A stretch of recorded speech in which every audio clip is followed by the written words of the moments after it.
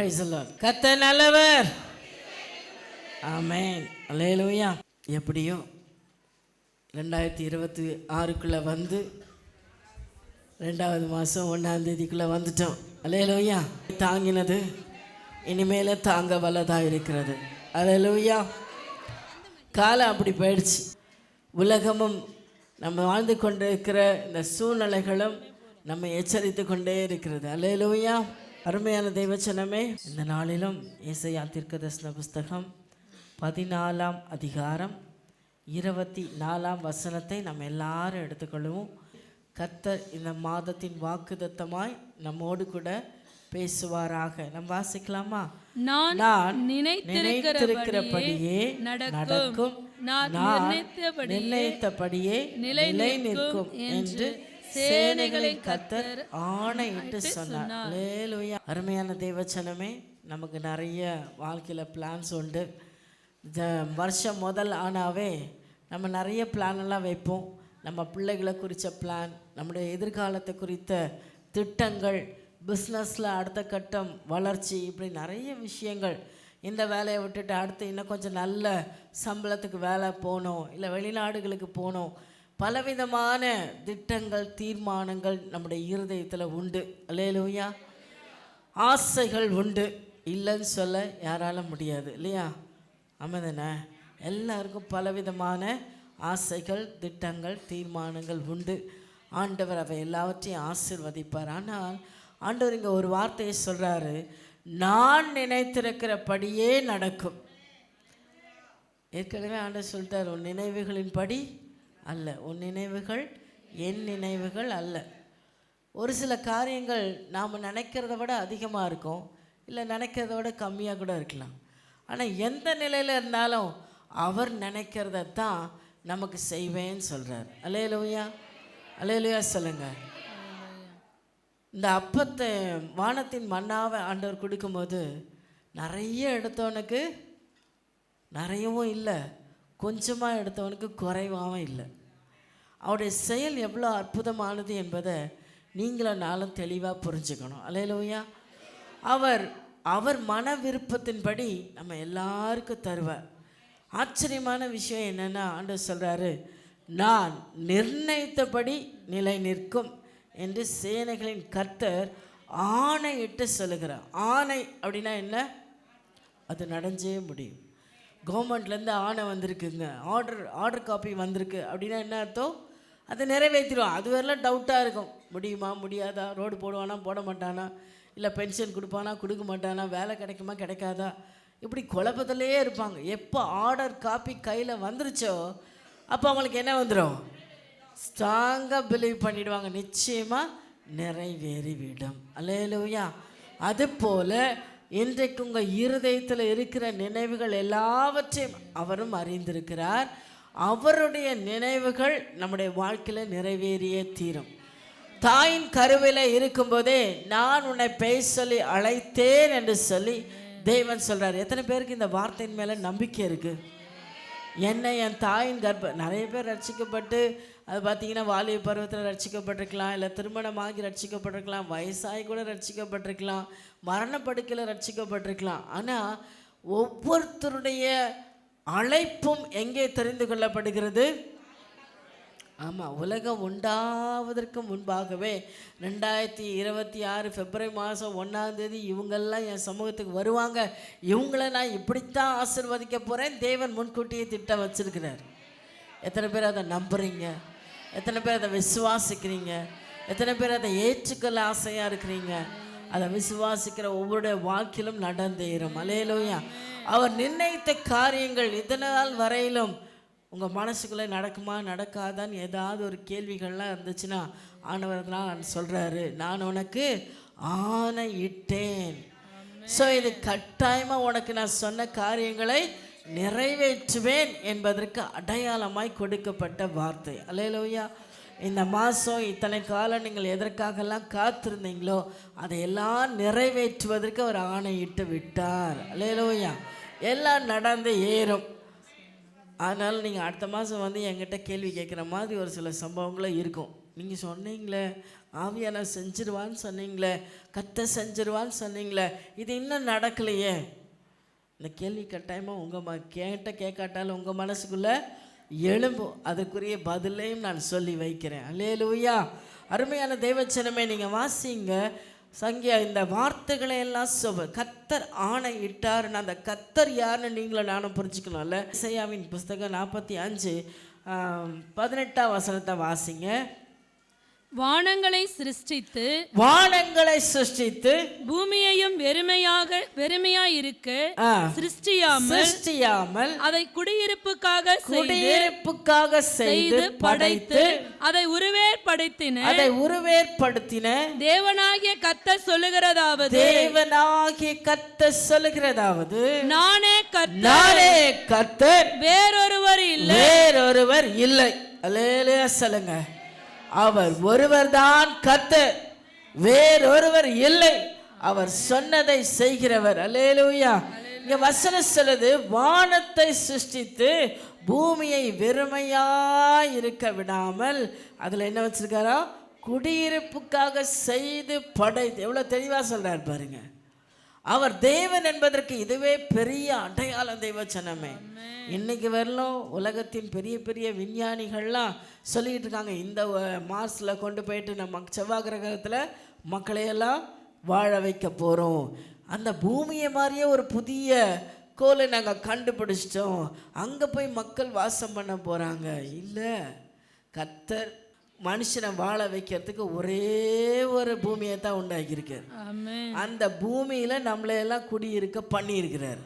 வேற பூமியும் கிடையாது, வேற குடியிருப்பும் நமக்கு கிடையாது. அல்லேலூயா. இதெல்லாம் சொல்லுவாங்களே தவிர கடைசி வரலாம் யாராலும் இதை நிறைவேற்றவே முடியாது. அவ்வளோ தூரம் சொன்னாங்க. பேப்பரெல்லாம் அனௌன்ஸ் பண்ணி வந்துடுச்சு, செவ்வாய் கிரகத்துக்கு மனுஷங்களை அனுப்ப போகிறோம். அங்கே போய் லேண்டு வாங்கிறதுக்கெலாம் நிறைய பணம் போட்டாங்க மக்கள். எங்கே போனாலும் லேண்டு வாங்குறத விட மாட்டோம் போலகுது. அப்போ வாங்கலாம் இன்னைக்கு பயங்கரமாக அதுக்கெல்லாம் போட்டியெல்லாம் நடந்துட்டு இருந்துச்சு. இப்போ அது என்ன ஆச்சுன்னே தெரில, சைலண்ட் ஆயிடுச்சு. முடியாதுன்னு அவங்களுக்கு தெரிஞ்சிச்சு. அருமையான தெய்வச்சன, நிலவில் கால் வைக்க முடியும், அங்கே போய் யாருமே வாழ முடியாது. ஸோ நமக்குன்னு வாழ்வதற்கென்று தேவன் சிருஷ்டித்த இந்த பூமி அவரால் உருவாக்கப்பட்டது, அதில் தான் மனுஷன் வாழ முடியும். அல்லேலூயா, ஹல்லேலூயா. இதை எங்கே எழுதி வச்சிருக்காரு பாருங்க.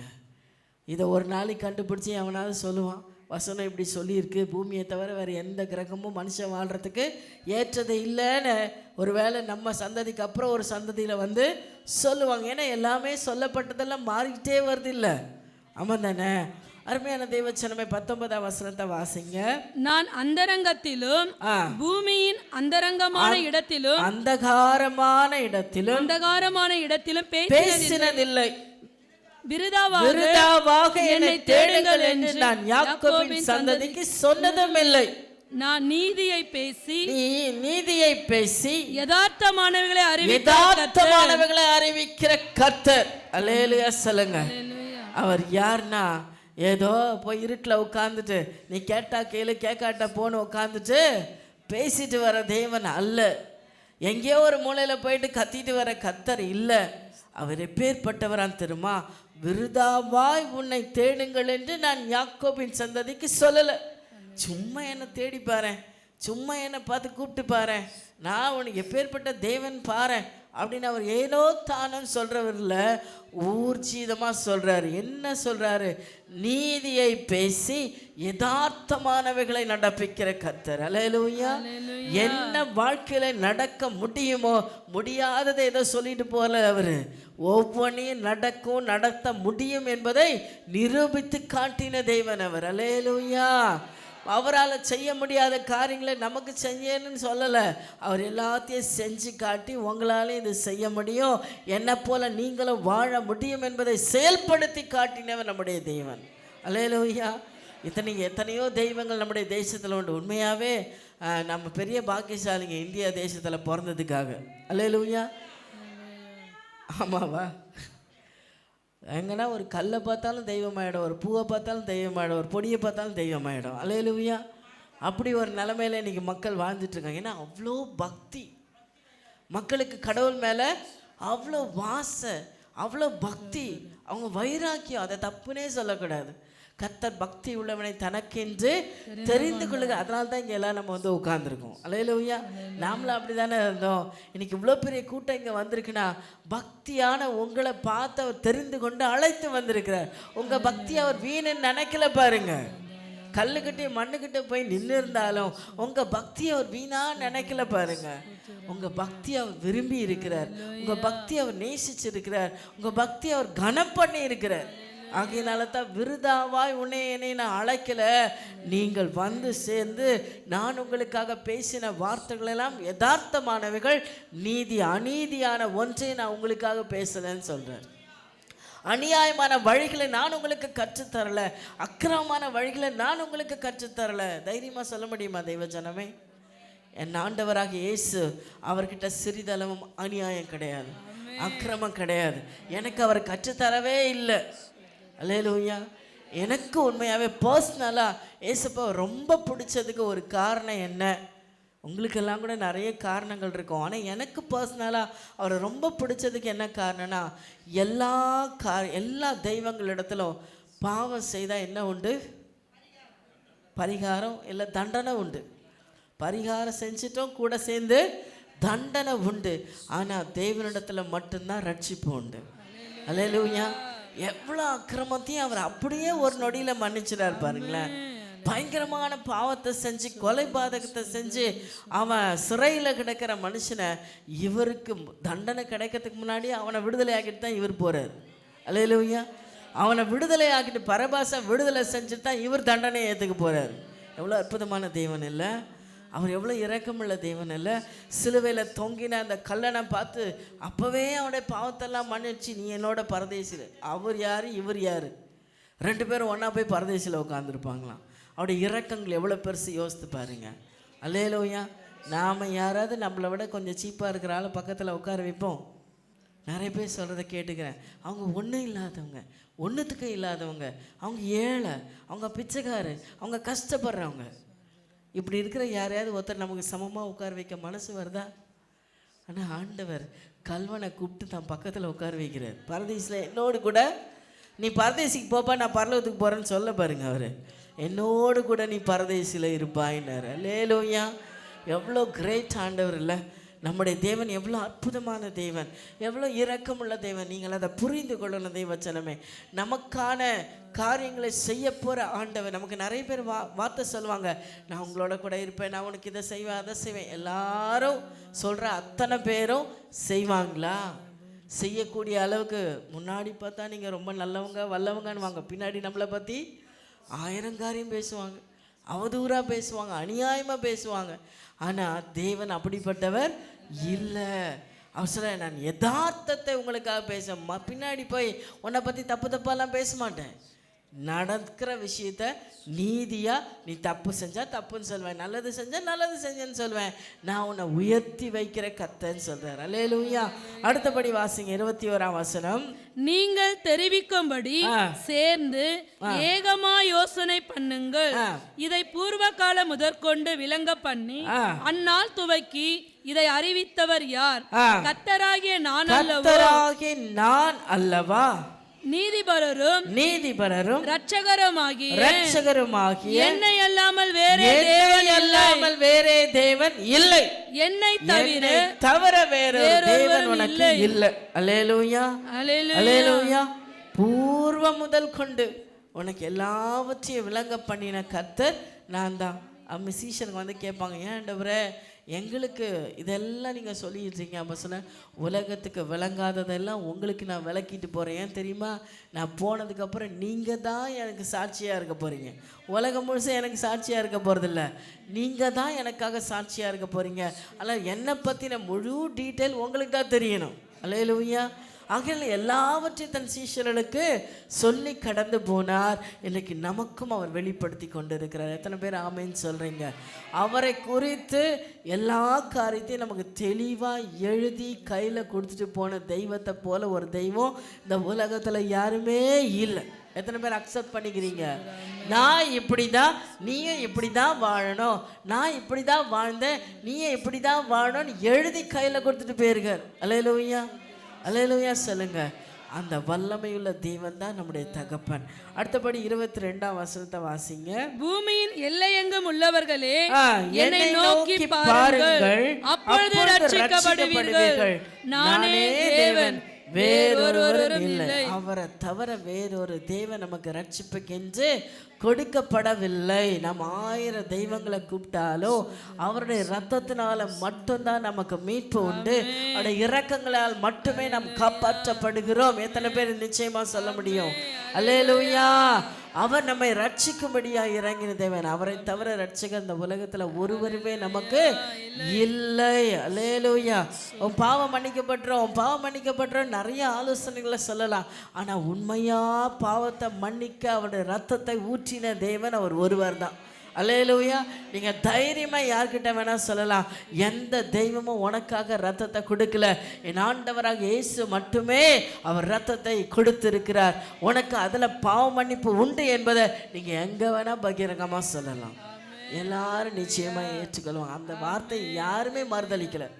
இயேசு உயிர்த்தெழுந்தார் என்பதை தான் உலகம் ஏற்றுக்கொள்ள மறுக்குதே தவிர, இயேசு ரத்தம் சிந்தினார், சிலுவையில் அடிக்கப்பட்டார் என்பதை உலகத்துல ஒரு மனுஷனால மறுக்க முடியலங்க. அல்லேலூயா சொல்லுங்க, அல்லேலூயா சொல்லுங்க. கடவுளே இல்லைன்னு சொல்றவன சொல்லி கேலி பண்றான். என்ன, சிலுவையில் தொங்கி ரத்தத்தை சிந்தினார் இயேசு, ஆனால் அவரை காப்பாற்றிக்க முடியலன்னு கேலி பண்ணுறான். ஆனால் இந்த கேலி பண்ணுறதுக்குள்ள அவன் வாயினாலே சொல்லிட்டான். என்ன சொல்லிட்டான்? சிலுவையில் இயேசு ரத்தம் சிந்தினார். அல்லேலூயா, அல்லேலூயா சொல்லுங்க. அவரால் ரட்சிப்பு உண்டு தெய்வ ஜனமே, அவரால் ரட்சிப்பு உண்டு. இங்கே இப்பேற்பட்ட தெய்வத்துக்கு முன்னால 23ஆம் வசனத்தை வாசிங்க. முழங்கால் யாவும் எனக்கு முன்பாக முடங்கும், நாவு யாவும் என்னை முட்டிட்டு ஆணையிடும் என்று நான் என்னை கொண்டே ஆணையிட்டு இருக்கிறேன். என்னை கொண்டே ஆணையிட்டு இருக்கிறேன். அல்லேலூயா சொல்லுங்க. என்னையிட்டு அவருடைய நாமத்தை கொண்டே ஆணையிடுகிறார். இப்பேற்பட்ட எனக்கு முன்னால மட்டும் நீங்க என்ன பண்ணுங்க? உங்க முழங்கால்களை முடக்குங்க. எனக்கு முன்னால மட்டுமே உங்க நாவுகளை திறவுங்க. அல்லேலூயா, அல்லேலூயா. வேற எந்த மனுஷனையும் புகழ்ந்து பேசிடாதீங்க, வேற எந்த மனுஷனையும் முன்னால வச்சிடாதீங்க. அதே 24ஆம் வசனத்தை வாசிங்க. கர்த்தரிடத்தில் மாத்திரம் நீதியும் வல்லமையும் உண்டு அவனவன் சொல்லி அவரிடத்தில் வந்து சேருவான். அவருக்கு விரோதமாய் எரிச்சல் கொண்டிருக்கிற யாவரும் வெட்கப்படுவார்கள். இஸ்ரவேலின் சந்ததியாகிய யாவரும் கர்த்தருக்குள் நீதிமான்கள் ஆக்கப்பட்டு மேன்மை பாராட்டுவார்கள். கர்த்தர் சொன்னபடி அவர் நமக்காக நான் நினைத்திருக்கிறபடியே நடக்கும், நான் நிர்ணயித்தபடியே நிலை நிற்கும் அப்படின்னு நம்ம வாழ்க்கையில் என்னெல்லாம் அவர் பாயிண்ட்ஸ் வச்சிருக்காரோ அதை எல்லாத்தையும் நம்ம வாழ்க்கையில் நிச்சயமாக அவர் செய்வார். அல்லேலூயா. அவர் ப்ரீ பிளான் பண்ணது ஒன்று கூட மாறாது. ஏன் அப்படி சொல்கிறேன் அப்படின்னா, 45ஆம் அதிகாரம் 1 வசனத்தை வாசிங்க. கர்த்தராகிய நான் அபிஷேகம் பண்ணின கோரேசுக்கு முன்பாக இங்க ஏசாயா கோரேஸை பத்தி பேசுற. அந்த கோரேஸ் யார்? இந்த கோரேஸ் ராஜா யார்? யாருக்கா தெரியுமா? அல்லேலூயா சொல்லுங்க. இந்த கோரேஸ் ராஜா யார் அப்படின்னா, தானியேல் காலத்துல வாழ்ந்த பாபிலோனிய ராஜா. யாரு? பாபிலோனிய ராஜா. இந்த பாபிலோன் ராஜா. இவனை பற்றி ஏசாயா தீர்க்கதரிசியிலேயே 150 வருஷத்துக்கு முன்னாலேயே அவன் இந்த உலகத்தில் பிறக்க போகிறான். பேரோட சொல்கிறார் பாருங்க, கோரேஸ் என்கிற ராஜா பிறப்பான். அந்த பகுதியை நீங்கள் அப்படியே வாசிச்சே வந்தீங்கன்னா, இஸ்ரவேல் ஜனங்க பாபிலோனில் சிறைப்பட்டு போகும்போது அவங்கள எல்லாரையும் விடுதலையாக்கி திரும்ப எருசலேமுக்கு கொண்டு போய் சேர்ப்பான். அவங்களுக்குரிய எல்லா பொருட்களையும் திரும்ப கொடுத்துருவான். எதையெல்லாம் பாபிலோன்லேருந்து நேபுகாத்நேச்சர் கொள்ளையடிச்சிட்டு போனானோ அது எல்லாத்தையும் இஸ்ரவேல் ஜனங்க கையில் கொடுத்து எல்லாத்தையும் திரும்ப கொண்டு போய் எருசலேமிலே சேர்ப்பான். ஆலயத்தை கட்டுவதற்கும், சாலமோனின் ஆலயத்தை இடித்து போட்டுட்டாங்க இல்லையா, அதை திரும்ப கட்டுவதற்கும் அந்த கோரேஸ் ராஜா தான் ஹெல்ப் பண்ணார். அல்லேலூயா சொல்லுங்க, அல்லேலூயா சொல்லுங்க. மறந்துட்டீங்களா? தானியேல் புஸ்தகத்தை படித்து ரொம்ப நாள் ஆயிடுச்சோ? வீட்டில் போய் உட்காந்து திரும்ப என்ன பண்ணுங்க, வாசிங்க. அல்லேலூயா. அருமையான தேவச்சனமே, நான் ஏன் இதை இங்கே சொல்ல விரும்புகிறேன் அப்படின்னா, கர்த்தர் நிர்ணயித்ததை அவர் மாற்றவே மாட்டார். 150 வருஷத்துக்கு முன்னாடியே கோரேஸ் ராஜா பிறந்த அவன் வாழ்க்கையில் என்ன செய்ய போறான்ற வரையிலும் தெளிவாக எல்லாத்தையும் ஏசாயா தீர்க்கதரிசி மூலமாக எழுதி வச்சுட்டு போயிருக்கு. அப்போ உங்களை குறித்து என்ன குறித்தோம் எல்லாம் எழுதப்பட்டது தான். எழுதப்பட்ட நாம் எல்லாம் காப்பிரைட் பண்ணப்பட்டவர்கள் தான். எல்லாம் எழுதப்பட்டிருக்கு, அது அப்படியே நடந்தேறும். அல்லேலூயா. அப்போ நீங்கள் கேட்பீங்க, எங்கள் வாழ்க்கையில் தீமையே நடக்குது, கஷ்டங்கள் வருது, கடவுள் செய்தானே எல்லாம் நன்மை தானே செய்வார், அப்படி தானே? ரோமர் 8ஆம் அதிகாரம் 28ஆம் வசனத்தை வாசிங்க. தேவனிடத்தில் அன்பு கூறுகிறவர்களுக்கு சகலமும் நன்மைக்கு ஏதுவாய் நடக்கிறது. அவரால் தெரிந்து கொள்ளப்பட்ட பிள்ளைகளுக்கு சகலம் நன்மைக்கு ஏதுவாய் நடக்குது. ஆனா அதுக்கு முன்னாடி ஒரு வார்த்தை இருக்கு. என்ன வார்த்தை இருக்கு? அவரிடத்தில் அன்பு கூறுகிற ஒரு வசனம் உண்டு. உங்கள் முழு இருதயத்தோடும், முழு ஆத்துமாவோடும், முழு மனதோடும் உன் தேவனாகிய கர்த்தரிடத்தில் அன்பு கூறுவாயாக. இது கட்டளைகள்ல 2வது கட்டளை இல்லையா? ஆமா தானே? 10 கட்டளையில இது 5வது கட்டளை. அங்க 2 கட்டளையாக இருக்கும்போது இது 2வது கட்டளையா வந்துருச்சு மார்க்ல சொல்லும்போது. அப்போ ஆண்டவர் கொடுத்த பிரதான கட்டளைகள்ல 2வது கட்டளை உன் முழு முதல் கட்டளையே உன் முழு இருதயத்தோட, முழு ஆத்மாவோட, முழு பலத்தோட என்ன நீ நேசிக்க. இப்போ ஒரே ஒரு கேள்விதான், எத்தனை பேர் இந்த காரியத்தை முழுமையாக செய்கிறீங்க? வெளிப்படுத்தல ஆண்டவர் சொல்ல, நீ விக்கிரகத்தை வெறுத்துட்ட, உண்மையாக இருக்கிற, பரிசுத்தமாக ஜீவிக்கிற, எல்லாம் ஓகே தான்.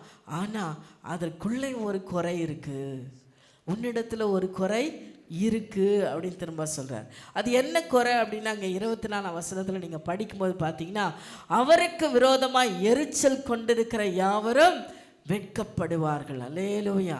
இந்த எரிச்சல் இது ரொம்ப பயங்கரமான பாவம். நீங்கள் நினைக்கிற மாதிரி இல்லை. ஒரு மனுஷன் மேலே எரிச்சல் வந்தாவே அவனை கொன்னே போடணுன்ற எண்ணம் வருது இல்லை? அவங்கள வெறுத்துடணும், தூக்கி எறியணும், அவங்கள சேர்க்கக்கூடாது, என்னெல்லாம் யோசிக்கிறோம்ல. அப்போ இங்கே ஆண்டவர் சொல்கிறார், நீங்கள் என் மேலாம் எரிச்சல் ஆகிறீங்கன்றார். இது வெளியே விக்கிரத்தை ஆராதிக்கிற மக்கள்கிட்ட பேசலை, இது யார்கிட்ட பேசுகிறாரு? அவருடைய பிள்ளைங்கிட்ட பேசுகிறார். ஐயோ, எப்படி இந்த காரியம், நான் தேவனுடைய பிள்ளை ஆயிடுச்சு அப்படின்னு நீங்கள் நினைக்கலாம். ஆனால் நிறைய நேரம் நமக்குள்ள இந்த எரிச்சல் தேவனுக்கு விரோதமாக செயல்படுது. அல்லேலூயா, அல்லேலூயா. உண்மையாக ஒத்துக்கோங்க பார்க்கலாம். எரிச்சல் அடையிறீங்களா? வாழ்க்கையில் நன்மை கிடைக்காத போது அவர் நன்மை செய்யலைன்னு அவர் நன்மை செய்யாமல் இல்லை. நான் ஒன்று சொல்கிறேன், உயிர் இருந்தால் தான் அடுத்தது எல்லாமே. நீங்கள் உயிர் இல்லைன்னா எதை பார்ப்பீங்க? எதையாவது பார்ப்பீங்களா? புருஷன் எனக்கு புடவை ஏற்ற கொடுக்கல, பிரியாணி வாங்கி கொடுக்கல, இல்லை மாமியார் இப்படியே என் அன்பாக வச்சுக்கல, என் பிள்ளைங்க நல்லா இல்லை, என் பிள்ளைங்க வீடு கட்டலை, எல்லாமே இருக்கட்டும். உங்கள் உயிர் இருந்தால் தானே அடுத்தது அது எல்லாமே. அப்போ நீங்கள் பெற்றுக்கொண்ட ஜீவன் எவ்வளோ விளையாற பெற்றதில்லை, அதுக்கு என்னைக்காக நன்றி சொல்லிகிட்டே இருக்கிறோமா? அதை மறந்துட்டோம். இல்லாததெல்லாம் சொல்லி இது நடக்கலை, அது நடக்கலை, அப்படி நடக்கலை, இப்படி நடக்கலை, அதை சொல்லி நீங்கள் யாருக்கு எரிச்சல் மூட்டுறீங்களா? அவர் சொல்கிற, பைத்தியம், நான் எல்லாத்தையும் தான் முன்னாடி உனக்காக பிளான் பண்ணி வச்சுட்டேன். நான் கர்த்தர் சொல்கிறார், நான் உனக்காக எல்லாத்தையும் பிளான் பண்ணி வச்சுட்டேன்னு. பிள்ளைங்க எனக்கு என்ன வச்சேன்னு கேட்டுட்டு இருந்தா என்ன சொல்லுவாங்க? சொல்லுங்க, சத்தமாக சொல்லுங்க சார். முட்டாள, உனக்காக இருக்கிற பேங்க்கில் இருக்கிற அக்கௌண்ட்டு, இந்த வீடு, இந்த பொருள், இந்த நிலம் எல்லாம் உனக்காக தான். நான் ஓட்ட, நான் உழைக்கிற உழைப்பு யாருக்காக? இதை தானே சொல்லி காட்டிக்கிட்டு இருக்கோம். ஆமாம் தானே? சொல்கிறோமா இல்லையாங்க? அப்போ ஆண்டவர் எப்படி இருக்கும் நீங்கள் யோசிச்சு பாருங்க. அவர் சொல்கிறார், நான் எல்லாத்தையும் உனக்காக ப்ரீ பிளான் பண்ணி வச்சுருக்கிறேன். உன் தாயின் கர்ப்பத்தில் நீ வெளியே வர்றதுக்கு முன்னாடி உனக்கு என்னென்ன நடக்கணும், ஏதேது நடக்கணும், அப்படி எல்லாமே நான் பிளான் பண்ணி வச்சுட்டேன். ரைட்டாக அந்த நேரத்தில் நடக்கும். நீ எதுக்கு கலங்கிட்டு இருக்க? நீ எதுக்கு வேதனைப்பட்டுட்டு இருக்க? நீ எதுக்கு புலம்பிக்கிட்டு இருக்க? அல்லேலூயா சொல்லுங்க. நடுவில் கஷ்டங்கள் போராட்டங்கள் எல்லாம் கூட கொஞ்சம் அவர் பக்கமாக திருப்புறதுக்கு தான். அதெல்லாம் நமக்கு வரக்கூடிய சோதனைகள்லாம் எதுக்கு? அவரை முழு மனசோட பார்க்கறதுக்கு தான். முழுசாக அவர் பக்கம் திரும்ப ஏதோ கொஞ்சம் டேர்ன் ஓவர் பண்ணியிருக்கோம், அதை தட்டி திருப்பி நம்ம இடத்துல கொண்டு வர்றதுக்கு தான் அதையும் கூட அனுமதிக்கிறார். அல்லேலூயா. ஆனால் அவரிடத்துல தீமை என்பது இல்லவே இல்லை. எத்தனை பேர் அக்செப்ட் பண்ணிக்கிறீங்க? அவர்கிட்ட தீமை என்பது இல்லவே இல்லை. அவர் மேலே எரிச்சல் ஆகாதீங்க. வாயில் சொல்லாட்டாலும் சிந்தனையில் யோசித்தாலும் அவருக்கு மறைஞ்சிருமா? மறைச்சி வச்சுக்க முடியுமா? நீங்கள் சிந்தனையில் யோசிக்கிறதையும் அவர் அறிஞ்சிருக்கிறார். உள்ளத்தின் ஆழத்தில் வச்சிருக்கிறது. மனுஷனுக்கு முன்னாடி அவர் நல்லவர் வல்லவர் சொல்லலாம். கத்தரை போல யாரும் இல்லைங்க, கத்தர் தாங்க எனக்கு எல்லாம். ஆனால் நீ பின்னாடி முறுமுறுத்துக்கிட்டே இருந்தனா, பின்னாடி புலம்பிக்கிட்டே இருந்தீங்கன்னா அது யாருக்கு வேதனை உண்டாகுது? ஆண்டு சொல்ல, எனக்கு எரிச்சல் மூடிக்கிட்டு இருக்க, சும்மா எரிச்சல் பண்ணிகிட்டே இருக்காத. நீங்கள் எரிச்சல் ஆகிறாலேயே அடிச்சு போட்டணும்னு நினைக்கிறீங்க. அவர் எரிச்சல் ஆகிறாருன்னா எப்படி இருக்கும்னு யோசிச்சு பாருங்க. அல்லேலூயா, அல்லேலூயா. பேசுறதுக்கு என்ன இருக்காது? நடக்க என்ன இருக்காது? ஆமாம். ஆனால் கொஞ்சம் ஜாக்கிரதையாக நம்ம செயல்படுவோம். ஆண்டவருக்கு முன்னால் அவரை எரிச்சல் மூட்டுகிற காரியங்களை நம்ம செய்யக்கூடாது. அதின் காலத்தில் அதை நேர்த்தியாக செய்கிற தேவன் அவர் செய்வார் என்ற பொறுமையோட, அந்த பேஷன்ஸி ரொம்ப ரொம்ப முக்கியம். தெய்வ பிள்ளைகளாகி நமக்கு அந்த பொறுமை ரொம்ப முக்கியம். அவர் சிலுவையில் காத்து கொண்ட பொறுமையை போல இன்றைக்கி நம்முடைய வாழ்க்கையில், அனுதின வாழ்க்கையில் அந்த பொறுமையை காத்து கொள்ள வேண்டும். அதை தான் இங்கே ஆண்டவர் சொல்கிறாரு, இஸ்ரவேலின் சந்ததியாக யாவரும் கர்த்தருக்குள் நீதிமான்களாக்கப்பட்டு மேன்மை பாராட்டுவார்கள். அல்லேலூயா. நீ இன்னைக்கு எதை நினச்சி மேன்மை பாராட்டணும்? இதை நடக்கலை அது நடக்கலை நினச்சி மேன்மை பாராட்டுறியா? நீ உயிரோட வாழ்கிறத நினச்சி மேன்மை பாராட்டு. உன்னை சௌக்கியமாக வச்சிருக்கணும் அதை நினச்சி படுக்கையில் படுக்க வைக்காம நீ நடந்து திரிஞ்சு சந்தோஷமா இருக்கிய, அதை நீ மேன்மை பாராட்டு. முக்கியமாக என்னை அறிந்து கொண்டதற்காக நீ மேன்மை பாராட்டு. அல்லேலூயா. நான் கர்த்தர் என்பதை நீ அறிந்து கொண்டதற்காக. அறியாத எத்தனை கூட்டம் இருக்கு. அத்தனை பேரும் எங்கே தான் போகிறாங்க? எங்கே போகிறாங்க? நரகத்துக்கு போகிறாங்க. தேவனை அறியாத அத்தனை கூட்டமும் கட்டாய நரகம் நிர்ணயிக்கப்பட்டாச்சு. ஆனால் உங்களுக்கு எனக்கும் எப்போ வேணாலும் டைம் இருக்குது இல்லை? இப்போ இந்த எக்ஸாம் எழுதின பிள்ளைங்களுக்கு பார்த்தீங்கன்னா ரிசல்ட்டில் ஒரு சில பேர் விட்டுப்பட்டுறா அந்த பிள்ளைங்களாம் என்ன பண்ணுவாங்க? திரும்ப ரிட்டன் எக்ஸாம் எழுதி எப்படியாவது பாஸ் பண்ணிடலாம். அதுக்கு சான்ஸ் இருக்குது, நமக்கெல்லாம் டைம் இருக்குது. எப்போ வேணால் நீங்கள் எழுதி எக்ஸாம் பாஸ் பண்ணிவிட்டு பரலோகம் போயிடலாம். உள்ளே வந்துட்டோம். உள்ளே என்ட்ரன்ஸ் தான் கொஞ்சம் கஷ்டம். நீங்கள் அந்த ஹால் டிக்கெட், சரி, அந்த ஹால் டிக்கெட் வாங்கிறதுக்கு தான் கொஞ்சம் சிரமம். வாங்கிட்டிங்கன்னா உள்ளே போயிடலாம். அல்லேலூயா. கொஞ்சம் பிரயாசப்பட்டால் போதும். ஆனால் மற்றவங்களோட நிலைமை நிர்ணயிக்கப்பட்டாச்சு. ஸோ நமக்கு கிடைச்ச பாக்கியம், நமக்கு பரலோகத்தை அருளும்படியாக தேவன் அருளி இருக்கிற இந்த நல்ல ஜீவனுக்காக நன்றி சொல்லிகிட்டே இருக்கணும். அல்லேலூயா. அதை நினச்சி மேன்மை பாராட்டுங்க. கர்த்தர் என் பாவத்தை எல்லாம் மன்னிச்சு, என் அக்கிரமத்தை எல்லாம் மன்னிச்சு அவருடைய பிள்ளையா என்னை ஏற்றுக்கொண்டிருக்கிறாரு, அதுவே அவர் செய்த இரக்கம் என்று சொல்லி அதுக்காக மேன்மை பாராட்டுங்க. நிறைய பேர் எதையோ மேன்மை பாராட்டி இருக்கிறோம். நம்மகிட்ட இருக்கிற பணம், நான் பெரிய ஆள், நான் இப்படிப்பட்ட ஆள், நான் அப்படிப்பட்ட ஆள், எனக்கு இவ்வளோ வல்லமை இருக்குது, எனக்கு இவ்வளோ ஜாதி ஜனம் இருக்குது. அதை எல்லாத்தையும் மேன்மை பாராட்டுறதை விட எதை தான் அதிகமாக மேன்மை பாராட்டணும்? கர்த்தரை நான் அறிந்து கொண்டதற்காக மேன்மை பாராட்டுகிறேன். என் ஜாதி ஜனத்திலேயே நான் மட்டும்தான் ஆண்டவரை ஏற்றிட்டு இருக்கேன். என் குடும்பத்திலே நான் மட்டும்தான் ஆண்டவரை ஏற்றிட்டு இருக்கேன். என் குலத்திலேயே நான் மட்டும்தான் ஆண்டவரை ஏற்றிட்டு இருக்கேன்றது ஒரு பெரிய சந்தோஷம் உங்களுக்கு உண்டாகணுங்க. அல்லேலூயா. நான் மட்டும்தான் இயேசுவுக்காக வைராக்கியமாக வாழ்ந்து கொண்டு இருக்கிறேன். அல்லேலூயா சொல்லுங்க. அருமையான தேவச்சனமே, இப்படி யார் இந்த நாளில் கர்த்தரை அறிந்து கொண்டது நிமித்தமாக வைராக்கியம் பாராட்ட போகிறீங்களோ அவங்களுக்கு ஆண்டவர் சொல்ல, நீ வெட்கப்பட்டு போவது இல்லை. ரெண்டாவது காரியம், அதே 46ஆம் அதிகாரம் 12ஆம் 13ஆம் வசனத்தை வாசிங்க. முரட்டு இருதயம் உள்ளவர்களே, நீதிக்கு தூரமானவர்களே எனக்கு செவி கொடுங்கள். முதல்ல எனக்கு செவி கொடுங்கள். நான் கர்த்தர், எனக்கு செவி கொடுங்க. என் நீதியை சமீபிக்க பண்ணுகிறேன், அது தூரமாய் இருப்பதில்லை. என் ரட்சிப்பு தாமதிப்பதும் இல்லை. நான் சீயோனில் ரட்சிப்பையும் இஸ்ரவேலுக்கு என் மகிமையும் கட்டளையிடுவேன். அல்லேலூயா. இஸ்ரவேலுக்கு அவர் மகிமை எப்படி காமிச்சார் தெரியுமா? இஸ்ரவேலுக்கு எப்படி அவர் மகிமை வெளிப்படுத்தினாரு? இஸ்ரவேல் சமஸ்த ஜனங்களும் இல்லை, அவங்க வரும் வனாந்திர பாதையில் நடக்கும்போது அவங்களுக்கு அவருடைய மகிமை எப்படி வெளிப்படுத்தினார் தெரியுமா?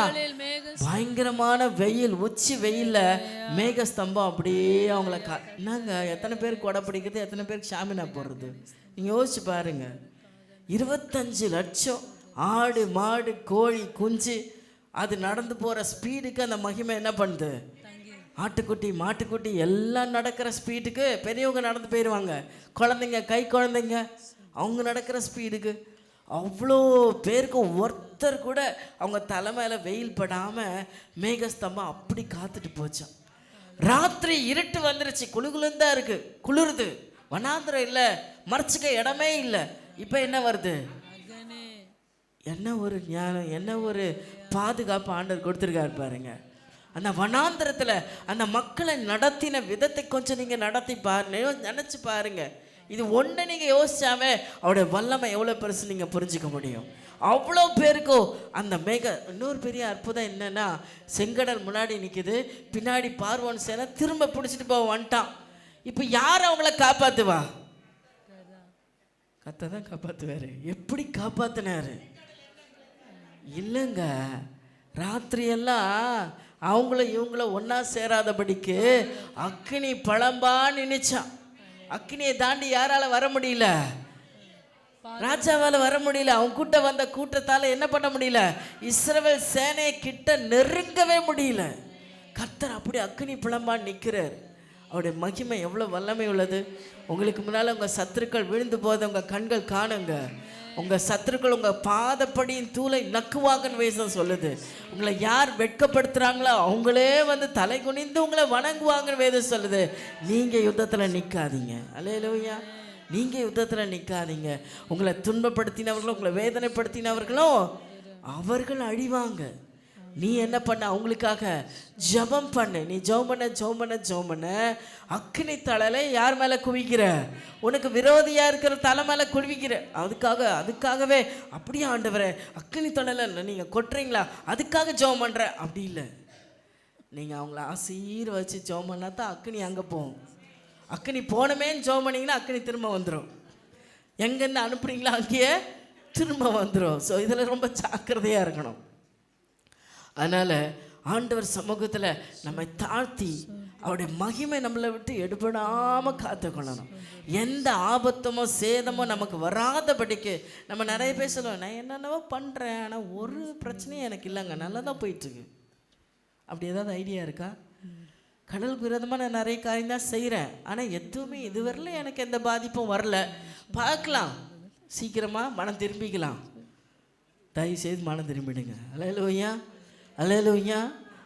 அருமையான தேவச்சனமே, கர்த்தர் நம்மை அவருடைய இரக்கத்தில் ஆண்டவர் ஒரு நொடி பொழுது தான் கைவிடுவேன். அது எங்கே போய் நிற்கும் தெரியுமா? பூமி பிளந்து வாரி கொண்டு போச்சான். அவரை முறுமுறுத்த அத்தனை பேரையும் பூமி பிளந்து 250 பேர் அட் அ டைமில் உள்ளே போயிட்டாங்க. இன்னைக்கு நீங்களும் நானும் அப்படி அழியாதபடிக்கு அவருடைய கிருபை காத்துட்ருக்கு. அல்லேலூயா. அந்த கிருபையும் அந்த இரக்கத்தையோ உதாசீனம் பண்ணக்கூடாது, அதை தூக்கி எறியக்கூடாது. அருமையான தேவச்சனமே, இங்கே வசனம் சொல்லுது, முரட்டு இருதயம் உள்ளவர்களே. யாருக்கு இந்த மகிமையை ஆண்டவர் கொடுக்க மாட்டார்? அப்படி அவர் கொடுக்குறாரு. ஆனால் இது என்ன பண்ணோம்? முரட்டு இருதயம். முரட்டு இருதயம்னா என்ன? நீங்கள் சொல்லுங்கள், பக்கத்தில் எக்ஸ்பிளைன் பண்ணுங்க. முரட்டு இருதயம்னா என்ன? காதுலேயே வாங்காது. நம்ம என்ன சொன்னாலும் காதில் வாங்காது. நீ பாட்டு சொல்லிகிட்டே, நான் பாட்டு செஞ்சிட்டே இருக்கிறேன் அப்படின்னு செய்யும். உங்களுக்கே தெரியுதில்ல? இந்த முரட்டு இருதயத்தை என்ன பண்ணணும்? கழட்டிங்க வச்சுட்டு சதையான இருதயத்தை தூக்கி உள்ளே வச்சுக்கிட்டு போகணும். இன்றைக்கி ஒரு ஆப்ரேஷன் பண்ணணும். எல்லாருடைய ஹார்ட்டை என்ன பண்ணணும்?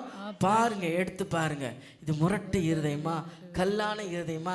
என்ன சொன்னாலும் உள்ளே போக மாட்டேந்தா, இதை நீ கழட்டி வச்சிடற ஆண்டவரே. ஒரு புது ஹார்ட்டை நான் எடுத்து வச்சுக்கிறேன்.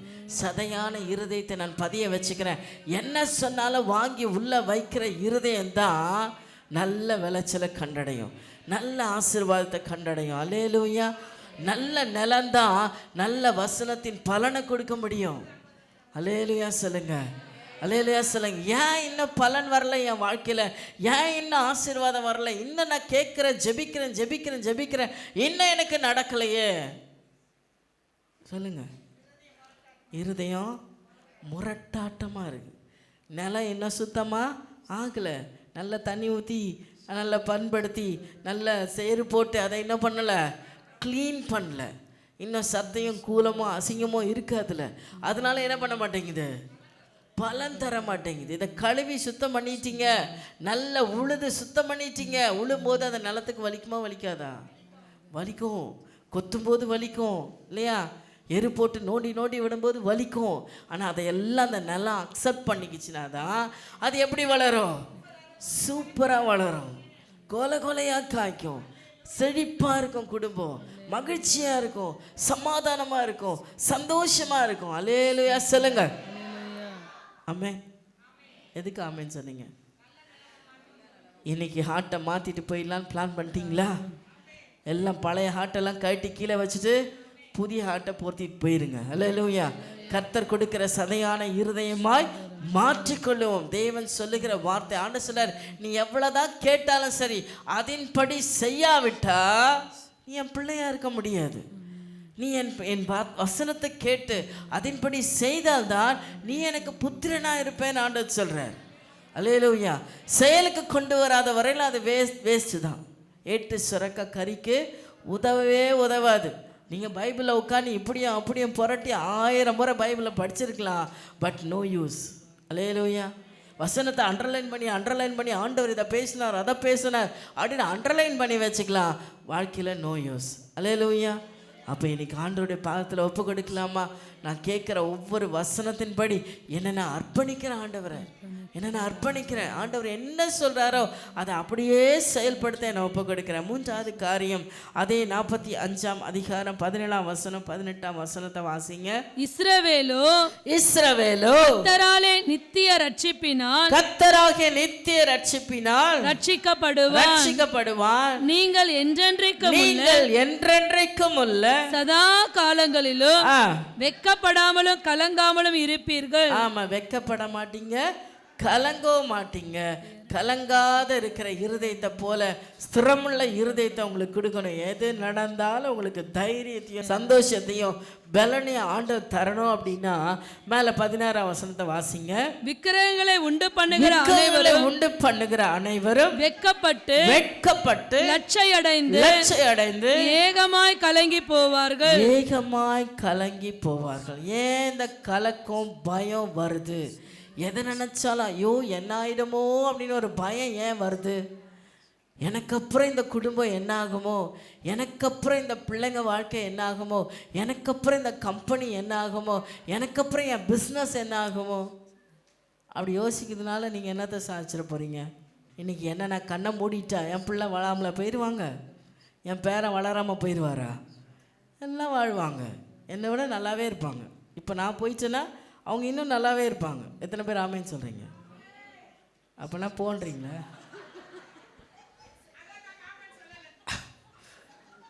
எனக்கு ஒரு நீதி, உங்களுக்கு ஒரு நீதி இல்லை, எல்லாருக்கும் ஒரே நீதி தான். புரியுதா? எனக்கு நீதி சொன்ன நீங்கள் உங்களுக்கு அந்த நீதி என்ன பண்ணுங்க, எடுத்துக்கோங்க. நீங்கள் இருக்கும்போதை விட உங்கள் பிள்ளைங்க நீங்கள் இல்லாதப்போ தான் ஆசீர்வாதமாக இருப்பாங்க. அல்லேலூயா சொல்லுங்க. இல்லைங்க, என் உழைப்பில் தான் இந்த குடும்பம் வாழ்ந்துட்டுருக்கு. இல்லைங்க, கர்த்தருடைய கிருபையினால, கர்த்தருடைய இரக்கத்தினால, கர்த்தருடைய தயவுனால இன்னைக்கு நிறைய பேர் நம்ம அப்படி ஒரு புத்தியை வச்சுட்ருக்கோம். என்னால் நான் தான், என் பிஸ்னஸ், என் பொருளாதாரனால, என்ன அம்மா சேர்த்து வச்ச சொத்துனால, என் பரம்பரை சொத்துனால நான் வாழ்ந்துட்டுருக்கேன். இல்லை, நான் என் கண் முன்னாடி பார்த்த சாட்சிங்க. இந்த ஊரில் வந்து ஓஹோன்னு வாழ்ந்த எத்தனையோ குடும்பம் என் கண்ணு முன்னாடி இல்லை, ஆனால் சிறுமப்பட்ட எத்தனையோ குடும்பம் கர்த்தருக்கு பயந்து இன்னைக்கு ஆஹா ஓஹோன்னு வாழ்கிறாங்க. அல்லேலூயா. இந்த 30 வருஷ காலத்தில் என் கண்ணு முன்னால் பார்த்த சம்பவங்களை சொல்கிறேன். ஆளே அட்ரஸ் இல்லை குடும்பங்களில். நான் பார்த்து ஆச்சரியப்பட்டு லயித்து போன குடும்பங்கள்லாம் இன்னைக்கு ஆளே இல்லை. ஆண்டவர் அப்படி வச்சிருக்கிறார் நம்முடைய வாழ்க்கையில். நீங்கள் அவருக்கு பயந்து அவருக்கு கீழ்ப்படிந்து இருக்கும் பொழுது நம்மளை ஆண்டவர் குறைவாக வைக்கவே மாட்டார். நான் ஒன்று உங்களுக்கு சொல்கிறேன். ஒரு பெரிய அதிகாரி, அவங்க கலெக்டர், அவங்க ஒரு மோட்டிவேஷ்னல் ஸ்பீச் பேசும்போது ஒரு வார்த்தையை சொன்னார். எனக்கு ரொம்ப டச் ஆச்சு. பிள்ளைங்களுக்கு சொத்து சேர்த்து வைக்கணும், சேர்த்து வைக்கணும், அப்போ தான் அவங்க நல்லா இருப்பாங்க அப்படின்னு ஓடி ஓடி ஓடி ஓடி உழைக்கிற தகப்பன்மார் பெற்றோர் இங்கே நிறைய தமிழ்நாட்டில் தான் உண்டு. ஆமென். வெளியூர்லலாம் அப்படி கிடையாது. 15 வயசு ஆயிடுச்சா ஓடி போடான்னு தொத்தி விட்டுருவாங்க.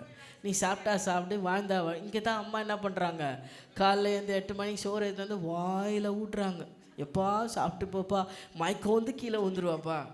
டிஃபன் பாக்ஸ் கட்டி கையில் கொடுக்குறாங்க. அப்போ கூட இது என்ன பண்ணுது, போ தூக்கி போட்டு போகுது, வானம் தூக்கி போட்டு போயிட்டே இருக்கு. ஆனால் ஃபாரின்லலாம் அப்படி கிடையாது. 15 வயசு ஆயிடுச்சா கிளம்பு, வீட்டை விட்டு போ, கட்டின ட்ரெஸ்ஸை போட்டு நீ ஏதோ 4-5 ட்ரெஸ்ஸை எடுத்துன்னு கிளம்பிடு, உன் வாழ்க்கையை நீ பார்த்துக்கோ, நீயாச்சும் உன் குடும்பமாக உன்னோட லைஃப் ஆச்சு. நீ பொண்ணை தேடுவியோ, வேலை தேடுவியோ, கட்டிக்குவியோ, கட்டிக்காமல் போடியோ, நீ எப்படி வாழ்கிறத பற்றி அதுக்கப்புறம் அந்த அப்பா அம்மா கவலைப்பட மாட்டாங்க. அல்லேலூயா. ஆனால் நம்ம ஊரில் தான், நீங்கள் இந்த ஊரில் பிறந்ததுக்காக நம்ம எல்லாருமே நன்றி சொல்லணும். நம்ம அப்பா அம்மா தான் நம்ம சாவர வரையில் நம்மளை தாங்குகிற ஆட்கள். அல்லேலூயா சொல்லுங்கள், அல்லேலூயா சொல்லுங்கள். கால் கடக்க நின்று கஷ்டப்பட்டு உழைச்சி நம்மளை காப்பாற்றுறதுக்கு அவங்க பிரயாசப்படுறாங்க. இந்த பாக்கிய பெற்ற ஜனம் இந்த தமிழ்நாட்டில் இருக்கிற ஜனம்தான். இந்த நம்முடைய பகுதியில் தான் இதில் ரொம்ப அதிகமாக பிள்ளைங்களை தாங்கிறது. அல்லேலூயா. அதுக்காக நம்ம கடவுளுக்கு நன்றி சொல்லியே ஆகணும். இஸ்ரவேலை அப்படி ஆண்டவர் பாதுகாக்கிற வல்லமை உள்ள தேவனாக இருக்கிறார். இங்கே சொல்கிறாரு, விக்கிரகங்களை உண்டு பண்ணுகிற அனைவரும் வெட்கப்பட்டு அந்த விக்கிரகம் என்கிற இடத்துல என்னதான் நீங்கள் பாசமோ அன்போ வச்சுருந்தாலும், உங்கள் பிள்ளைங்க மேலே உங்களுக்கு பாசம், உங்களுக்கு பிள்ளைங்களுக்கு அப்பா அம்மா மேலே பாசம் எல்லாம் இருந்தாலும் தேவனுடைய ஸ்தானத்தை யாருக்கும் என்ன பண்ணக்கூடாது, கொடுக்கக்கூடாது. அல்லேலூயா. நீங்கள் அவளுக்கு வேண்டிய கடமைகளை செய்யுங்க, நீங்கள் அவங்களுக்கு வேண்டிய எல்லா நன்மைகளை செய்யுங்க. குறைவில்லாத குடும்பம் எதுவும் இல்லைங்க, குறைவில்லாத மனுஷங்களும் யாருமே இல்லை. ஆனால் அந்த குறைவை நிறைவாக்குகிற கர்த்தரை பிடிச்சி வாழணும். கர்த்தருடைய ஞானத்தில் வாழ்ந்தோன்னா நம்ம குடும்பங்கள் ஆசீர்வாதமாக இருக்கும். அல்லேலூயா சொல்லுங்கள். நீங்கள் நிறைய குடும்பங்களில் போராட்டம், பிரச்சனை, விடுதலை இல்லாமல் போகிறதுக்கு காரணமே தன்னை தெய்வமாக்கிக்கிறது, இல்லை மற்றவங்கள தெய்வமாக நிறுத்திக்கிறது. எல்லாத்தையும் என்கிட்ட கேட்டு தான் செய்யணும். அப்படின்னா என்ன அர்த்தம்? இப்போ நான் எங்கள் பாஸ்டருக்கு கட்டளை இடுறேன்னு வச்சுக்கோங்க, நீ எது செஞ்சாலும் என்கிட்ட கேட்டு தான் செய்யணும். அவன் பொண்டாட்டிக்கு போட வாங்கி தரோன்னா கூட என்கிட்ட கேட்டு தான்ப்பா செய்யணும். அப்படின்னா நான் என்ன பண்ணுறேன்னு அர்த்தம்? 4 நாள் கேட்பார், 5ஆவது நாள் பொண்டாட்டி என்ன பண்ணும், மானமே போயிடும். அப்புறம் குடும்பம் நடுத்தருக்கு வந்துடும். அல்லேலூயா. ஸோ எதை கேட்கணுமோ அதை கேட்கணும், எதை கேட்கக்கூடாதோ அதை கேட்கவே கூடாது, சொல்லவே கூடாது. அல்லேலூயா. அப்படி இருந்தால் உங்கள் குடும்பங்கள்லாம், எப்பா மனைவி வந்தவங்களுக்கு அந்த பிரச்சனை, எங்களுக்கு என்ன பிரச்சனைன்னு இருக்காதிங்க. இப்போயே நீங்கள் அதை ப்ராக்டிஸ் பண்ணுங்கள். அம்மா கிட்ட எல்லாத்தையும் எங்கள் அம்மாட்ட கேட்டு தான் செய்வேன். ஒரு ஜூஸ் குடிக்கிற கூட எங்கள் அம்மாட்ட கேட்பேன். கேளு, தப்பு இல்லை, எப்போ வரலாம் கேளு, கல்யாணம் ஆகிற வரலாம் கேளு. கல்யாணம் ஆகிட்டதுக்கு அப்புறம் யாரை கேட்கணும், எம்மா நான் இந்த ஜூஸ் குடிக்கிட்டா அப்படின்னு கேட்கணும். ஏன் உடம்புக்கு இன்னும் நிலமை வரும்ன்றது அந்த அம்மாவுக்கு தெரியும். நீங்கள் குடிச்சிட்டு வீட்டில் போயிட்டு அமக்கலம் பண்ணினா அந்த அம்மா தான் ட்ரீட்மெண்ட் பண்ணணும். அப்போ பொண்டாட்டிக்கிட்ட கேட்கணும். அப்போ அல்லேலூயா. அப்பவும் அம்மா கிட்டே கேட்டால் வம்பா போயிடும். அல்லேலூயா சொல்லுங்கள். ஸோ சின்ன ஒரு எக்ஸாம்பிள். இப்படி எந்த ஒரு அன்பையும் யாருக்கு முன்னாடி வைக்கக்கூடாது, கர்த்தருக்கு மேலே வைக்கக்கூடாது. கர்த்தர் தான் முதன்மையானவர். 2வது உங்கள் கணவரும் உங்கள் மனைவியும். 3வது தான் உங்கள் பிள்ளைங்களே. நிறைய குடும்பத்தில் இது ஒரு தப்பு நடக்கும், மனைவியை விட பிள்ளைங்களை முதன்மையாக வைக்கிறது. இது மாதிரி ஒரு மோசகரமான செய்தி எதுவுமே இல்லை. அல்லேலூயா. உங்கள் மனைவியை விட பிள்ளைங்களை முதன்மையாக வச்சுட்டீங்க அப்படின்னா கடைசி வரையில் உங்களுக்கு கஞ்சி ஊற்ற போகிறது யார் தான்? நீங்கள் நாண்டுக்கிட்டா உங்களை தூக்க போகிறது யார் தான்? மனைவி தான். பிள்ளை தூக்காது, மருமக தூக்க மாட்டா, பொண்ணும் தூக்காது. நான் தைரியமாக சொல்கிறேன். அல்லேலூயா. முதல்ல உங்கள் தூக்க வரப்போகிறது யார் தான்? உங்கள் மனைவி. இந்த பக்கம் புருஷமார் தான். உங்களுக்கு ஒரு கஷ்டம்னா ஓடி வந்து செய்ய போகிறது, ஐயோ நீ இல்லைன்னா கூட என் பிள்ளைய வச்சுன்னு வாழ்ந்துக்குவேன், சான்ஸே இல்லை. வாயில் வேணால் வடை சொல்லலாம், காரியம் வரும்போது அம்மா இன்றைக்கி என் பொண்டாட்டிக்கு வயிற்று வலிமான்னு போயிடுவான், நீ நாண்டுக்கிட்டு கிடக்கணும். அதனால் இருக்கும் போதே மகிழ்ச்சியாக புருஷனை வச்சுக்கோங்க, இருக்கும் போதே மகிழ்ச்சியாக பொண்டாட்டியை வச்சுக்கோங்க. அல்லேலூயா. அதுக்கு அடுத்து தான் பிள்ளைங்களை அடுத்த கட்டத்தில் வைங்க. அதுக்கு அடுத்து தான் என்னது? பிஸ்னஸ், மற்றது எல்லாமே. அப்போ ஃபர்ஸ்ட் யாரு? கர்த்தர். ரெண்டாவது யாரு உங்க வட்டத்துக்குள்ள வரணும்? கணவன், உங்க மனைவி, உங்க கணவர். உங்க மனைவி, உங்க கணவர். நிறைய பேருக்கு அவங்க மனைவியை தவிர மற்ற மனைவியெல்லாம் வருவாங்க. மற்ற புருஷனை அக்கறையை பார்த்துப்பாங்க. அவங்க மனைவியை பத்திரமா பார்த்துக்கணும், அவங்க கணவரை பத்திரமா விசாரிக்கணும். அல்லேலூயா. அதுக்கு அடுத்தது தான் யாரு? பிள்ளைகளுக்கு அடுத்தது உங்கள் பிஸ்னஸ், மற்றதெல்லாம். இன்றைக்கி நிறைய பேர் அதுலேயும் தப்பு. பிள்ளைகளை பின்னாடி வச்சுட்டு பிஸ்னஸ், நம்மளோட வேலையெல்லாம் முன்னாடி வச்சுப்போம். அங்கே வேலை சம்பாதிச்சு யாருக்காக வைக்க போகிறீங்க? ஓடி உழைச்சி யாருக்கு கொடுக்க போகிறீங்க? இந்த பிள்ளைங்க பார்த்தீங்கன்னா அந்த ஸ்கூலுக்கு டெய்லி போய் ஆகணும், டெய்லி ஓடணும் அப்படின்னு அதுக்கு டெய்லி ஓடிட்டே இருக்கும். எனக்கு புரியவே இல்லை, அப்படி படித்து என்னத்தை சாதிச்சாங்க? கடைசியில் பார்த்தீங்கன்னா மார்க்கு 500க்கு 300 வரும். அதை வச்சு ஒன்றுமே பண்ண முடியும். ஆனால் ஸ்கூலுக்கு மட்டும் டெய்லி போயிருப்பாங்க. ஒரு சிலதை அதிகமாக கூட படித்து மெடல் கூட வாங்குதுன்னு வச்சுக்கோங்க. மெடல் வாங்கினவெல்லாம் இன்றைக்கி பெரிய ஆள் ஆகிட்டாங்களா? யோசிச்சு பாருங்க. கிடையாது. அப்போ என்னென்னா படிப்புன்னு போட்டு சாகலாம் அடிக்காதீங்க. அவங்களால என்ன வருமோ, அவங்களுக்கு என்ன படிக்க முடியுமோ உற்சாகப்படுத்துங்க. உன்னால் என்ன முடியும்? ரெண்டாவது, இந்த பிள்ளை வளர்ப்பில் ரொம்ப கவனமாக இருக்க வேண்டிய விஷயம் என்னென்னா, இந்த பிள்ளை மாதிரி நீ இல்லை, இந்த பிள்ளை மாதிரி நீ இருக்கியா, அந்த வீட்டு பிள்ளை மாதிரி நீ இருக்கியான்னு உங்கள் பிள்ளைங்களை பார்த்து கேட்காதீங்க. அதனால் இப்போ அந்த குழந்தைங்க எல்லாத்தையும் நம்ம சொல்கிறதெல்லாம் அக்செப்ட் பண்ணிக்கிறாங்கன்றதுக்காக என்ன பண்ணிக்கிட்டு இருக்கக்கூடாது? யாரையும் பிள்ளைகளை, உங்கள் பிள்ளை யூனிக், இந்த பிள்ளைக்கு இருக்கிற ஞானம் புத்தி மற்றவங்களுக்கு கிடையாது. உங்கள் பிள்ளைகளுக்கு இருக்கிற திறமையும் புத்தியும் மற்றவங்களுக்கு கிடையாது. எந்த பிள்ளையோட கம்பேர் பண்ணாதீங்க. அதில் அநேக பிள்ளைங்க, இன்றைக்கி நிறைய பிள்ளைங்க டிப்ரெஷன் சாகுறாங்க. ஏன் தெரியுமா? படிக்க முடியாமல் ஆகிடுறாங்க. ஏன் தெரியுமா? வேலைக்கு போக இஷ்டம் இல்லாமல் ஆகிடுறாங்க. ஏன் தெரியுமா? கம்பேரிசன். அவன் படிச்சுட்டு பாரு, இப்போ வேலைக்கு போயிட்டான், அப்பா 1 லட்சம் சம்பாதிக்கிறான், நீ என்ன பண்ண, நீ என்ன கிழிச்ச, நீ என்ன பண்ண? மனசு உடஞ்சி போகிறாங்க வாலிப பிள்ளைங்க. படிக்கிற பிள்ளைங்க படிப்பை வெறுத்து போடுறாங்க. ஸோ பெற்றோராகி நம்ம இதில் ரொம்ப கவனமாக இருக்கணும். உங்கள் சம்பாத்தியம், உங்கள் வேலையில் நீ கஷ்டப்பட்டு சம்பாதிக்கிற அத்தனை பணமும் அந்த குழந்தைங்களுக்கு. அப்போ அவங்கள நல்லா என்ஜாய் பண்ண வைங்க. அவங்கள ஒரு நாள் லீவ் போட்டு அவங்களோட உட்காந்து ஜாலியாக வெளியே போங்க, ஹோட்டலுக்கு கூப்பிட்டு போங்க, வெளியே கூப்பிட்டு போங்க. வாழ்நாளெல்லாம் ஓடி என்னத்தை வாழ்க்கையில் சந்திச்சுக்க போகிறீங்க? அவன் கடைசியில் கேட்பான், எங்கள் அப்பா என் கூட ஒரு நாள் கூட உட்காந்து பேசினதே இல்லை, எங்கள் அப்பா முகத்தில் சிரிப்பையே நாங்கள் பார்த்ததில்லை. எவ்வளோ வேதனையான விஷயம் இல்லை? எங்கள் அம்மா நல்லா சம்பாதிச்சு எல்லாம் கொடுத்தாங்க, ஒரு நாள் தட்டில் சோறு போட்டு ஊட்டினதில்லை. எத்தனை பிள்ளைங்க ஏங்குது தெரியுமா? எத்தனை பிள்ளை வருத்தப்படுறாங்க தெரியுமா? இப்போ சமைச்சு வச்சேன், நீயே போய் போட்டு சாப்பிட்டுக்க. 2 அப்பா அம்மா வேலைக்கு போகிறவங்களா இருந்தால் அந்த குழந்தைங்க படுற பாடு கொஞ்சம் நஞ்சம் இல்லை. அந்த குழந்தைங்களோட உணர்வுகளை புரிஞ்சுக்கிறதுக்கு இன்றைக்கி யாருமே இல்லை. ஒரு சில நேற்று பெரிய வாதம். ஒரு ஐயா சொன்னார், அன்றைக்கி எங்கள் அம்மாவுக்கு 12 பிள்ளைங்க, அதுக்கு எப்படி வளர்ந்துச்சுதே தெரில. எப்படி வளர்ந்துச்சு? இன்றைக்கி ஒத்த பிள்ளைய வச்சுட்டு என்னால் வளர்க்க முடியல, கஷ்டப்படுறாங்க. ஏன் கஷ்டப்படுறாங்க? அன்றைக்கி சித்தப்பா, பெரியப்பா, அத்தை, மாமா எல்லாம் ஊருக்குள்ளே இருந்தாங்க. இது 12 ஒரு வீட்டில் போய் சாப்பிட்டு வந்துடும். 12 வீட்டில் படுத்து தூங்கும். யாரும் கேட்க மாட்டாங்க, பாதுகாப்பாக இருந்தாங்க. ஆனால் இந்த ஒத்த பிள்ளைக்கு பாதுகாப்பு இருக்கா? ஆதரவு இருக்கா? அரவணைப்பு இருக்கா? அப்போ அந்த அரவணைப்பை யார் கொடுக்கறது? அந்த அரவணைப்பை யார் அவங்களுக்கு செய்யறது? அவங்களுக்கு அன்பாக பாராட்டுறது யார்? அவங்களுக்கு வேண்டியதை கொடுக்கறது யார் கொடுப்பா? அன்றைக்கி சித்தப்பா வாங்கி கொடுத்துருவார், மாமா வாங்கி கொடுத்துருவார், மஞ்சா வாங்கி கொடுத்துருவார், யாரோ ஒருத்தர் செய்வாங்க. இன்றைக்கி யாருமே இல்லையே. உன் பிள்ளைக்கு தான் யார் செய்வா? நீங்கள் தான் செஞ்சாகணும். யாரும் வேணான்னு விட்டோம்ல. அப்போ அவங்களுக்கு ஒத்த பிள்ளை போதும்னு வளர்த்தோம்ல. அப்போ அந்த பிள்ளைக்கு வேண்டியதெல்லாம் யார் செய்யணும்? அந்த உறவுகளில் கிடைக்க வேண்டிய சந்தோஷத்தெல்லாம் யார் செய்யணும்? நீங்களும் நானும் தான் செய்யணும். அல்லேலூயா. ஸோ இதெல்லாம் ரைட்டு. ஆனால் எல்லாவற்றுக்கும் மேலே எது முதன்மையானது? அதை மறந்துடாதீங்க. நீங்கள் எல்லாம் அன்பு காட்டுங்க, அரவணைங்க, சந்தோஷமாக வச்சுக்கோங்க, குடும்ப மகிழ்ச்சியாக நடத்துங்க. ஆனால் தேவனை விட்டு விலகி போகிறதுல ஜாக்கிரதையாக இருங்க. கர்த்தரை முதன்மையாக வைக்கிறதுக்கு கற்றுக்கொள்ளுங்க. அப்படி இருக்கிற வீட்டில் கலக்கமும் இருக்காது, பயமும் இருக்காது, வெட்கமும் உண்டாகாது, எந்த சீரழிவும் உண்டாகாது. அல்லேலூயா. கர்த்தரை முதன்மையாக வைப்பதில் ஜாக்கிரதையாக இருங்க. அல்லேலூயா.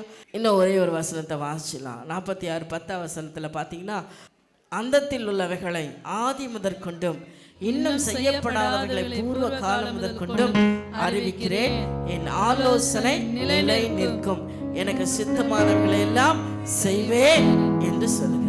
மகிமை உங்களை விட்டு எடுபடாம காத்துக்கொள்ளுவேன். அல்லேலூயா. மூன்றாவதாக, உங்களுக்கு பயமோ திகிலோ வாழ்க்கையில பிடிப்பதே இல்லை, என்ன ஆகுமோ என்பதே உங்க வாழ்க்கையில இருக்காது. தெளிவா இருக்கும் உங்க வாழ்க்கை, தெளிவா இருக்கும் உங்க சிந்தை. கர்த்தர் எனக்காக யாவையும் செய்து முடிப்பார். ரொம்ப அசால்ட்டான பதில். தாவீது சொல்றாரு பாருங்க, கர்த்தர் எனக்காக யாவையும் செய்து. இதுக்காக ஒரு சண்டை, இதுக்காக ஒரு போராட்டம், நீ இதை செஞ்சியா, நீ இதை செஞ்சியா? இல்ல, கர்த்தர் எனக்காக செய்வார், கர்த்தர் எனக்காக செய்வார். எத்தனை பேர்